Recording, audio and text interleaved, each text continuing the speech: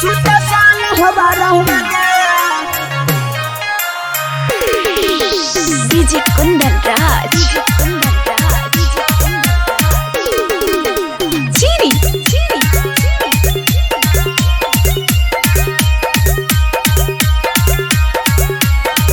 Shivanshu recording studio बानावर किशोरगंज। अहिरा के बेटवा जोरे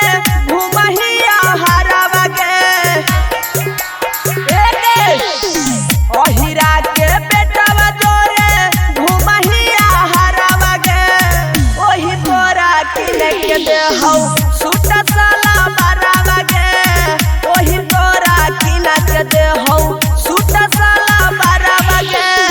होठवा लाली देहौ जवना के सिंगारावा के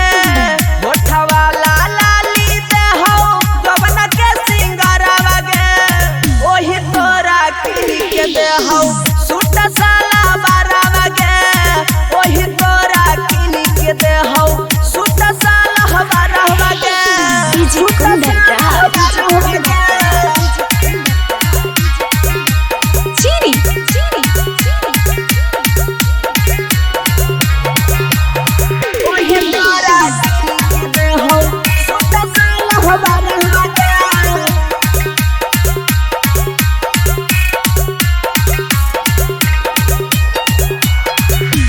ये छौड़ी रोज रोज देखा ही रे टोली आगे लगा हो किनी के दे हो छौड़ी तोरा सूती के चोली आगे लगा हो किनी के दे हो छौड़ी तोरा सूती के चोली आगे ये छौड़ी रोज रोज देखा ही रे टोली आगे लगा हो किनी के दे हो छौड़ी तोरा सूती के चोली आगे का कर जाही छौड़ी रोज तू बाजारवा गे का कर जाही छौड़ी रोज तू बाजारवा गे ओही तोरा किनी के देलकौ सूट साला बारावा गे ओही तोरा किनी के देलकौ सूट साला बारावा गे डीजे कुंदन राज चीरी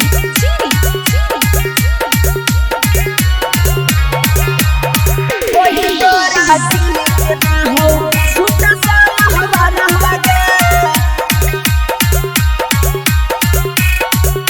शिवांशु रिकॉर्डिंग स्टूडियो बानावर किशोरगंज। ये छौड़ी दिनो दिनो जाहौ तोर कमरिया घासा लगे हमरा त साक लागा हा कहही अहिरे से फसल गे